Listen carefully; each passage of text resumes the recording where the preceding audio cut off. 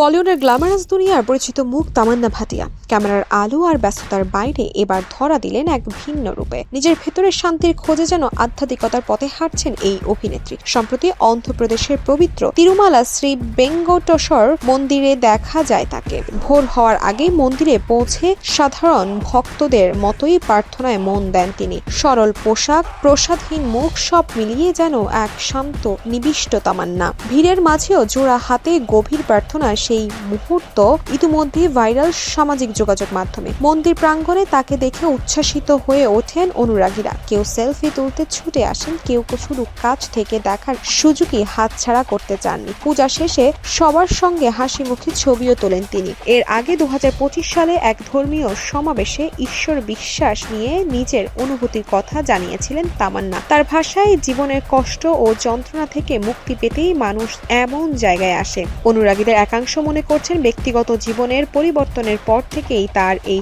আধ্যাত্মিক ঝোঁক আরও বেড়েছে। বিশেষ করে বিজয় বর্মার সঙ্গে সম্পর্কের ইতি ঘটার পর বিষয়টি আরও স্পষ্ট হয়েছে বলে ধারণা অনেকের। তবে শুধু ব্যক্তিগত জীবনই নয়, পেশাগত জীবন নিয়েও একসময় ভিন্ন পরিকল্পনা ছিল তার। অভিনয় ছেড়ে অন্য জীবন শুরু করার ভাবনাও ছিল, কিন্তু নতুন কাজের সুযোগ তাকে সেই সিদ্ধান্ত থেকে সরিয়ে আনে। সব মিলিয়ে তারকা পরিচয়ের আড়ালে নিজের ভেতরের প্রশান্তি খুঁজে নেওয়ার এই যাত্রা এখন নতুন করে পরিচয় করিয়ে দিচ্ছে তামান্না ভাটিয়াকে।